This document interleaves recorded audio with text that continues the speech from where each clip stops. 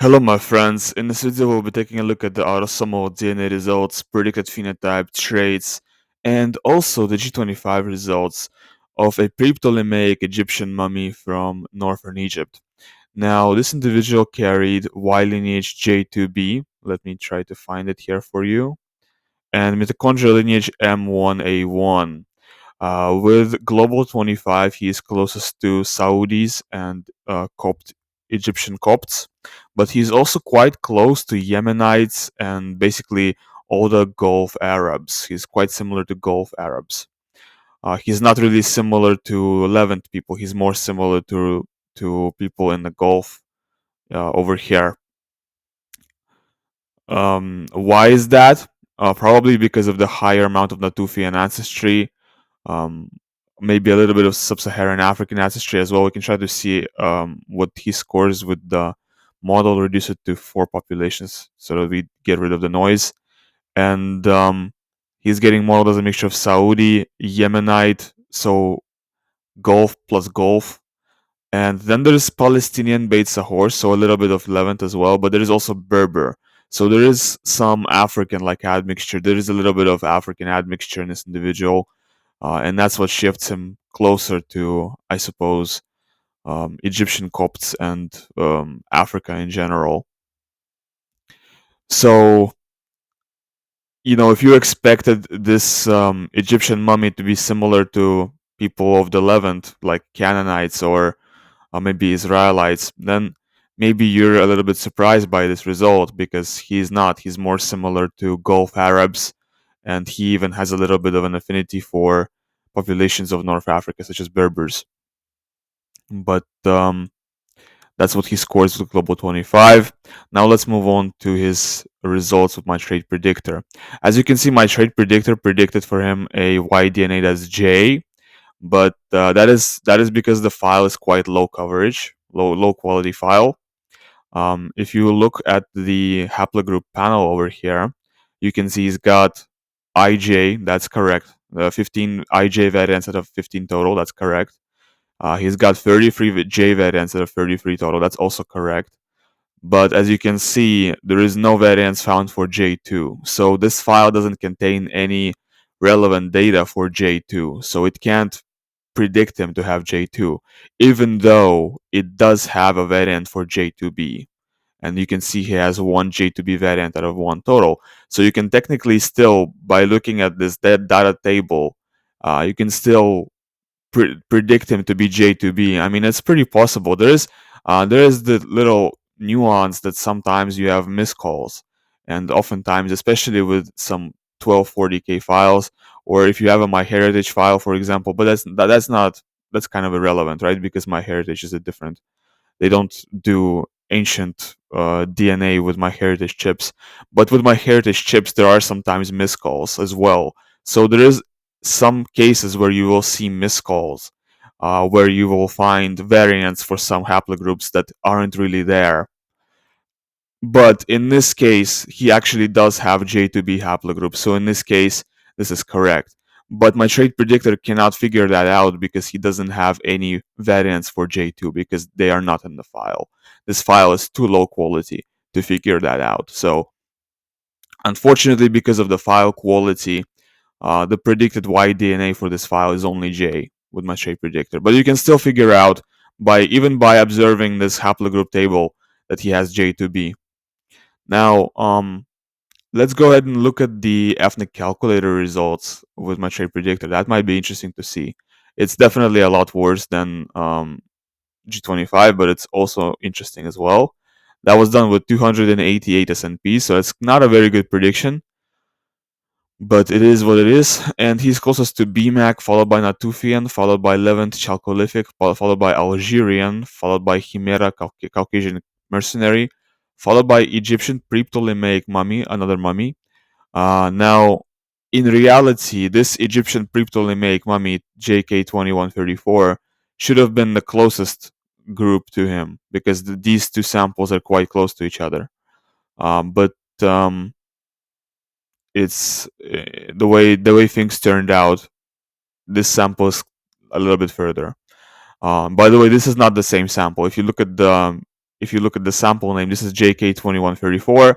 This sample is JK2911. So this is a different sample, but they are still quite close to each other in reality. If you look at them in G25, they're very close to each other. Followed by that is Bactrians. Berber are, I don't know how to pronounce that.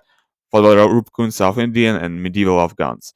And he's actually getting modeled as a mixture of Ashkenazi Jews plus Kenya Pastorius Neolithic, Spanish plus Kenya Pastorius Neolithic, Egypt, Selkite, Mongolia, Upper Paleolithic plus Egyptian Ptolemaic mummy, Globora Amphora culture plus Kenya Pastorius Neolithic, BMAC plus Natufian, Russians modern plus Tafarat, BMAC plus BMAC, Belbeaker plus Kenya Pastorius Neolithic Bulgarian. So it looks like this sample is getting modeled as a mixture of East African Neolithic pastoralist plus some kind of Mediterranean, right? So Jewish Ashkenazi plus East African Neolithic pastoralist, Spanish plus East African Neolithic pastoralist. There's global or amphora culture plus East African Neolithic pastoralist. It looks like with my trade predictor, the predicted result is a mixture of East African Neolithic pastoralist um, plus Mediterranean European. And there's also the mixture of BMAC plus Natufian, of course. There's also Russians plus Tafarat, which is more of the same thing, kind of European plus North African, more of the same thing. Tafarat is kind of similar to East African Neolithic pastoralist as well in its own way. So it's kind of more of the same thing, really. Yeah, let's close that. Now let's look at the Nasha code calculator results. Let's see what this individual looks like.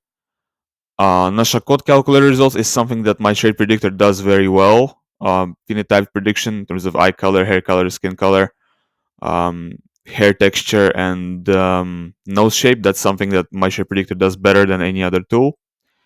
And here he's predicted to have dark brown eyes at 75% likelihood, and he's predicted to have black hair at 98% likelihood. Let's zoom in actually so that you can see it better. He's predicted to have light brown skin at 82% likelihood, and there is some likelihood of olive skin as well at 16.8% odds, but most likely he has light brown skin.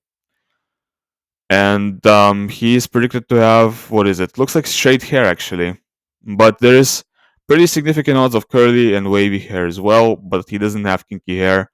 Kinky hair is pretty improbable for him at only 2.9% odds. But the odds of curly and wavy hair here are pretty high. Okay, for a nose shape, he most likely has a snub-shaped nose also at 60.9% odds. And for coloring-related variants, looks like he does have some light color variants for blue eyes, actually, like this, for example. But let's scroll down. Yeah, because he did score dark brown eyes. So yeah, he doesn't have BEH1, no BEH2, no BEH3. So he would score brown eyes with Snipper 3 for sure. Snipper 3, he'd score brown eyes for sure. Absolutely no question about that. Let's see. He does have a ginger variant in MC1R. And I'm curious to see what he would score for Snipper 3 skin color prediction. Because he does have no light color variants in this variation of SLC4582. But he does have the light color variants for skin color in this variation of SLC2485. I am very curious to see what he would score for skin color with Snipper 3. Also, TIRP1 does play a role as well. This variation for in Snipper 3 skin color prediction, it does play a role as well. And he doesn't have any light color variants here. Let's see what he scores for skin color with Snipper 3. I expect it's going to be probably white, maybe intermediate. White or intermediate. But we can check. Alright. And he scores intermediate skin tone. Alright. So with Snipper 3, he's scoring intermediate skin tone. Interesting. 12 times more likely intermediate than white, and 248 times more likely intermediate than black. So his skin tone with Snipper 3 is intermediate. Interesting. Alright. Now let's look at the Phenotype Oracle for this individual. And let's zoom out actually, so that you could see all the phenotypes. And the closest phenotype to him is this, but that's a pretty large distance. And the closest phenotype is actually a South Asian phenotype, But really, if you attach a lot of value to the phenotype itself and where it is found, rather than to its physical characteristics, you might think, well, that's really bad. Why is an Egyptian scoring a South Asian phenotype? But really, there is a lot of Egyptians who look exactly like this. A lot of Egyptians.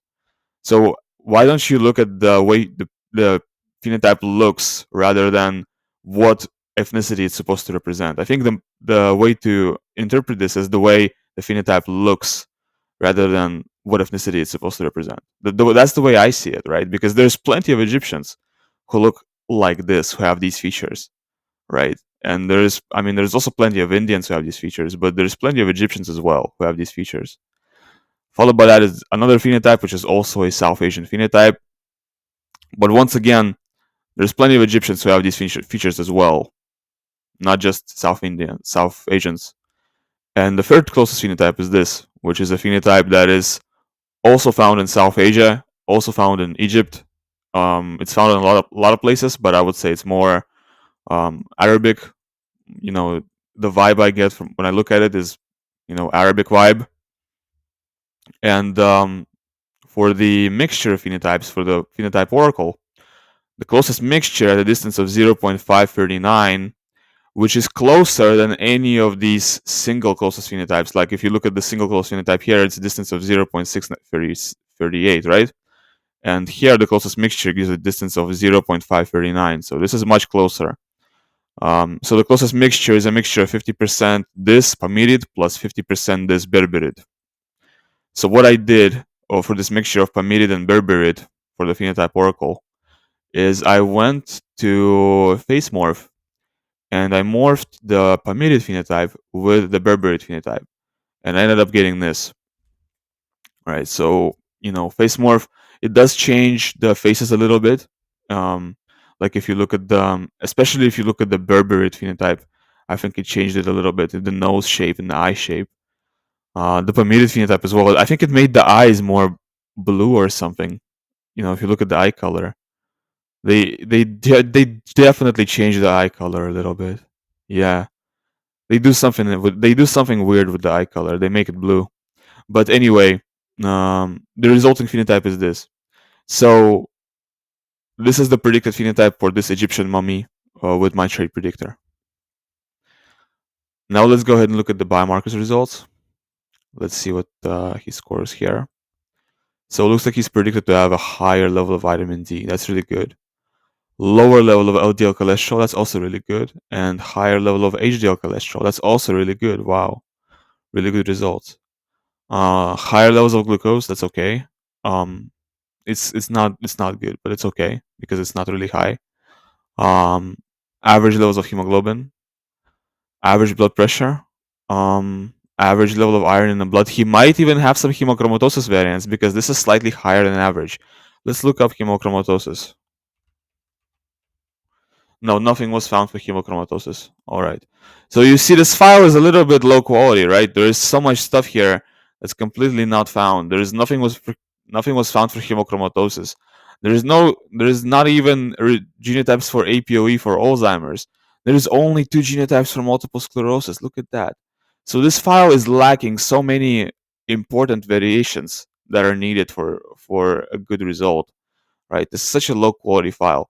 But even with a low quality file, I'm showing you that my trait predictor is able to give a more or less sensible prediction, more or less sensible phenotype prediction, and more or less sensible, you know, result. So if you like, for example, if you have my heritage or 23andMe or ancestry DNA file, your result with my trait predictor is going to be much better. It's going to be much more full, but there's going to be much more information there than this. Because this file is like what, like maybe 25% coverage, maybe 30% coverage, just estimating based on the file size. The file size is like 9 megabytes. So your file will be very different from this.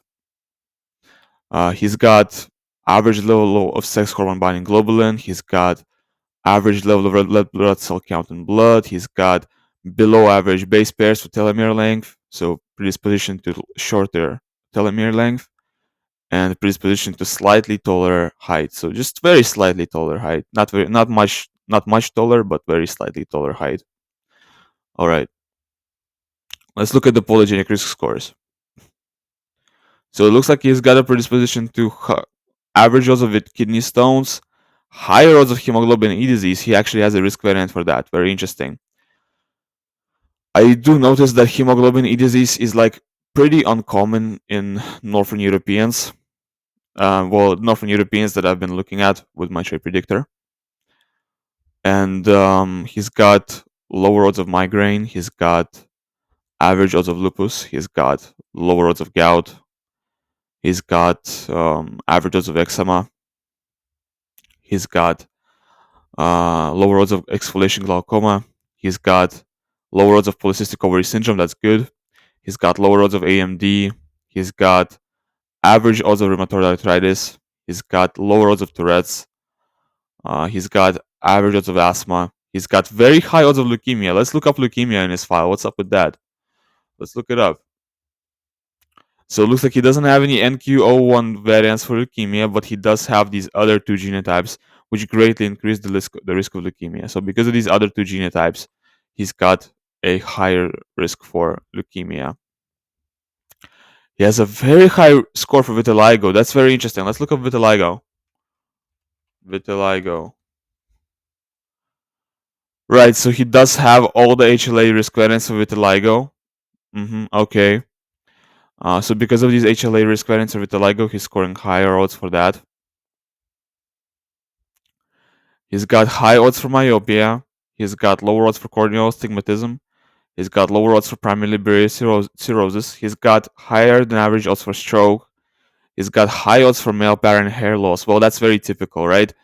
Because male pattern hair loss is something that greatly affects, disproportionately affects people of West Asian, North African, Middle Eastern, and European descent. And Egypt falls under the North African group. So the male pattern hair loss is something that's very understandable. With my trait predictor, you can expect to score higher for male pattern hair loss if you are a West Eurasian individual.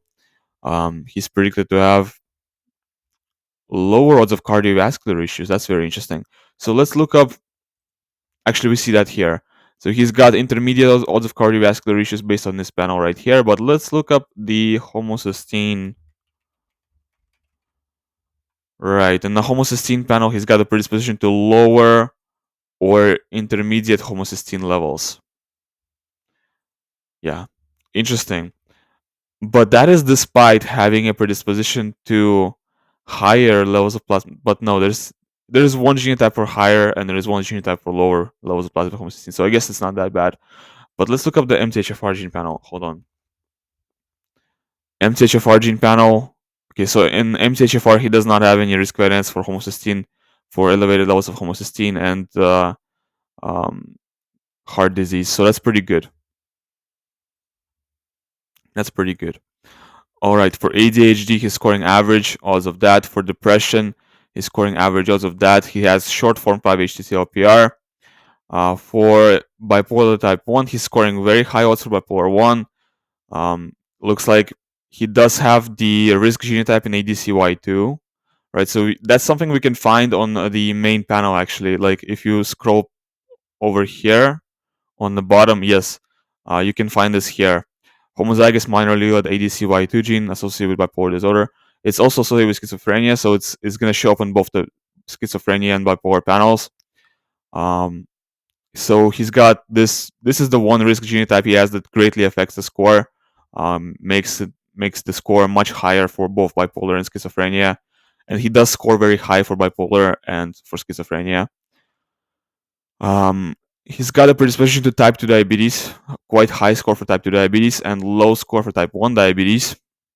And he's got average score for Alzheimer's and lower than average score for multiple sclerosis. So it looks like he doesn't carry any risk variants for multiple sclerosis. Well, we already looked at his variants for multiple sclerosis, right? So he doesn't carry any risk variants for that. One risk variant for breast cancer out of 8. We can look that up right now. Breast. So that's BRCA1. That's in BRCA1. Let's continue looking. He's got average odds of prostate cancer. So the 8Q24 panel should look pretty good, and it does look pretty good. So he's scoring intermediate or lower odds of epithelial cancers. He's got lower odds of glioma or brain cancer. He's got lower odds of thyroid cancer. He doesn't have any polycythemia 2 risk variants. That's pretty good. And for Keto G, he does have heterozygous genotype in Keto G, which means intermediate predisposition to testicular cancer, which is lower than pretty much like 60% of Europeans.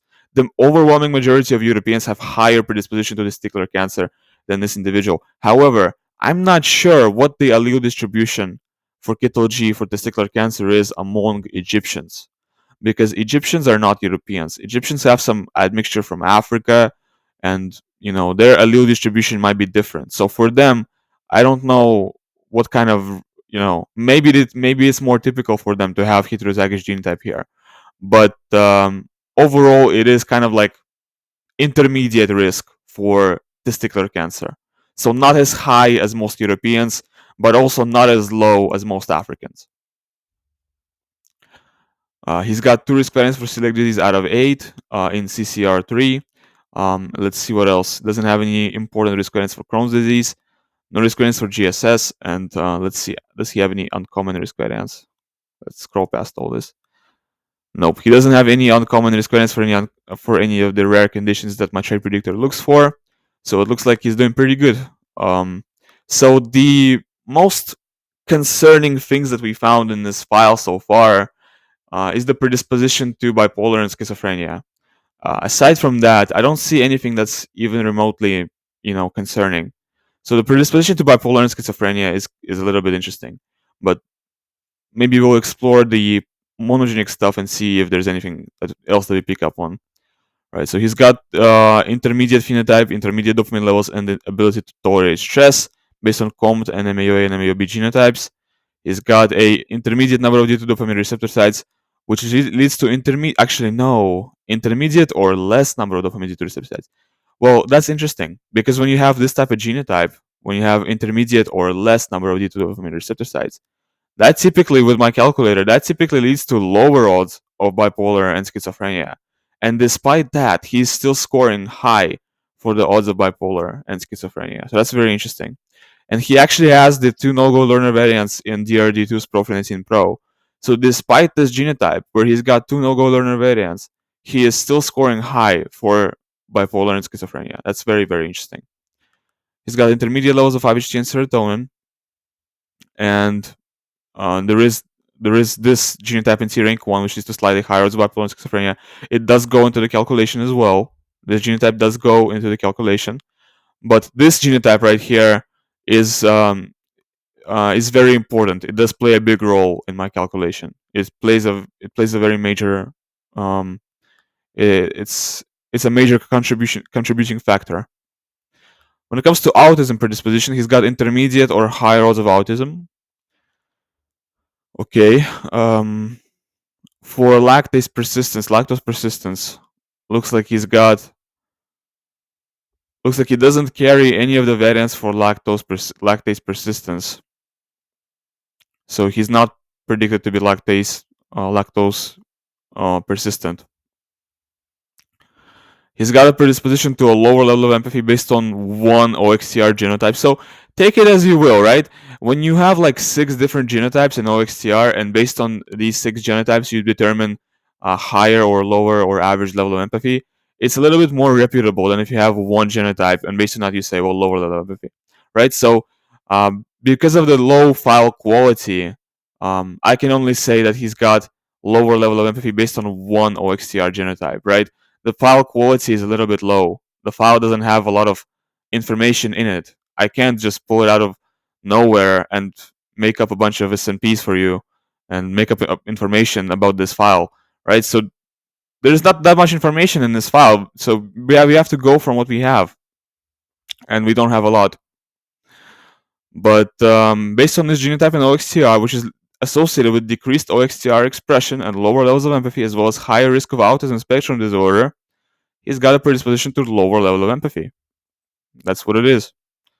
But of course, if he had other genotypes in OXTR that were in this file, if we had a higher quality file for this sample, maybe I could tell you with more precision what kind of level of empathy he has and what kind of genotypes he has.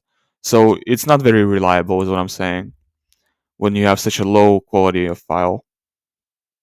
Hemochromatosis, nothing was found for that. Alzheimer's, once again, this is not a very good result because there's only 2 genotypes for Alzheimer's, and none of them are even in APOE. So we can't even say the most important variations in APOE are missing from this result, unfortunately. Multiple sclerosis, there's only one relevant, really relevant genotype here. It's HLA-DRB1. And by the way, from this one relevant genotype, it's very good that it's present here, because from this one relevant genotype, we can sort of impute the remaining genotypes, because HLA-DRB1 risk variants for multiple sclerosis, they tend to come together. They tend to come in haplotypes. If you have one, you probably have the other one, and the other one, and the other one as well. So they tend to come in haplotypes. If you have the risk variant for multiple sclerosis in one of these SNPs, you probably have risk variants in the other one as well. So based on this one, this is actually very good that we have this information here in the file. But this over here, this doesn't tell us much about this file's predisposition for multiple sclerosis. But it's very good that we have this information here. For cardiovascular disease panel, he's scoring intermediate or lower odds for cardiovascular issues. And for myopia, looks like I can't even find. Oh, there's just one genotype here, which leads to higher odds for myopia.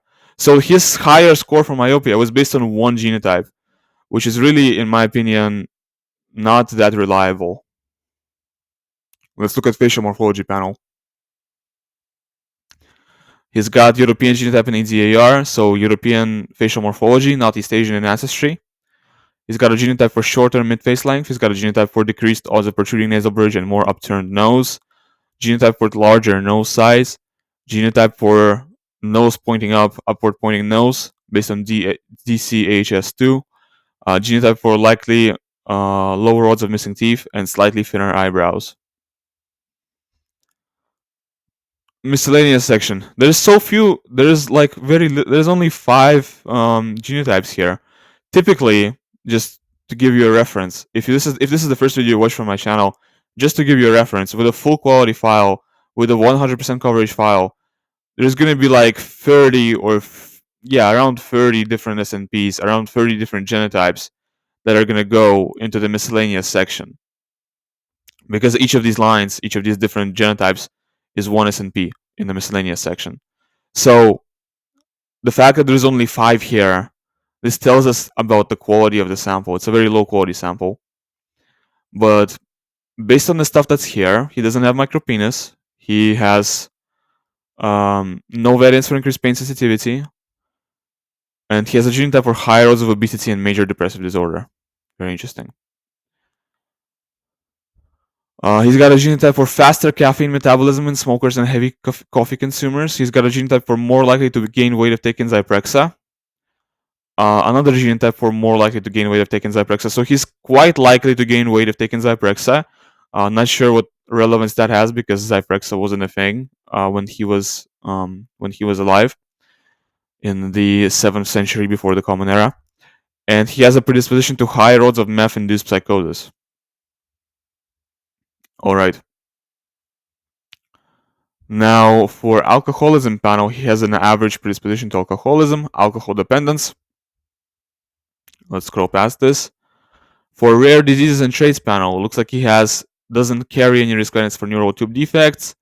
He does have a genotype that increases the odds for aspirin-induced asthma. But that's pretty much it. For celiac disease, looks like he doesn't carry any risk variants for celiac disease in a HLA gene, which is really good to see. This is really good to see, actually. There's pretty good coverage for HLA gene, it seems, for this file. He has typical or higher odds of baldness in the androgen receptor AR gene panel. So he didn't get the African A allele here that would protect him from losing his hair. In fact, if you look at the male pattern hair loss panel, he has all these genotypes that increase the odds of male pattern hair loss. So he definitely is predisposed to male pattern hair loss. He doesn't have any variants of familiar hypercholesteremia, which is really good to see. Basically, increased level of LDL cholesterol, and I think it's also lipoprotein A, lipoprotein, lipoprotein. I think I'm pronouncing it right. I'm not sure. But anyway, this does not affect the biomarkers results. Actually, this is something that's separate from the biomarkers panel. And for the HIV and AIDS panel, it looks like he doesn't have any protective evidence in HLA-C. Let's check the HLA genotypes. So it looks like he's scoring lower odds of autoimmune disease, which is really good to see. But let's see what he scores for the HLA genotypes. I'm just curious to see how many genotypes were found. So 1, 2, 3, 4, 5, 6, 7, 8, 9, 10, 11, 12, 13, 14, 15. 15 HLA genotypes were found, which is really good to see. So it looks like this file actually had some pretty good cover. This file was pretty good coverage for HLA, the HLA gene. Not so good for some other genes, but HLA gene was covered pretty good. He's got a genotype for higher antibody levels, which is really good to see. Higher increased odds of vitiligo, which is bad, but he also has a genotype that increases the odds of chronic hepatitis B in HLA-DPA1, which is bad, and increased odds for vitiligo in HLA-DRB1, which is also bad. But besides that, besides these two genotypes, and besides this one as well, which I think I mentioned already, but besides these three genotypes, he doesn't have any other pathogenic or I guess bad alleles in these HLA variations. So let's close that. For the MTRR gene panel, he doesn't have any risk variants for disorders of spina bifida and disorders of intracellular collagen metabolism. That's really good to see. He does have a risk variant for muscular dystrophy myopathies over here. I remember this is pretty common. It's not an uncommon risk. It's not uncommon to see risk variants here, and nothing was found for ADL. Nothing was found at all for color blindness. So there is very poor coverage for these genes for OPN1SW, MW, and LW. Very poor coverage for that. Nothing here was found at all. None of that is in the file. And he's predisposed to intermediate or lower odds of obesity based on actually one SNP. So once again, looks like none of the FTO stuff was found in the file, and only one SNP here was found in the file. That's really crazy. So, this file is really not that good. Really not that good.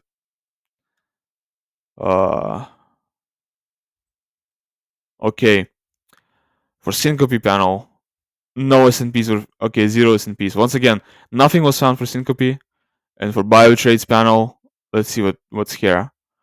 He's got higher odds of periodontitis, lower predisposition to anger. That's good. 30 millimeters taller, lower odds for migraine. That's pretty good. More able to detect beta iodine floral fragrance. That's pretty good. And for blood group panel, his blood type is most likely type A at 91.6% likelihood. So the blood type prediction is pretty good. The blood type prediction in this case is actually quite accurate, quite decent. When it's like 91%, when it's this definite, it's gonna be good. So thank you for watching the video. You will be able to download this file in 23andMe form. I'm not gonna sell this file. I don't think it's high quality enough for me to sell it.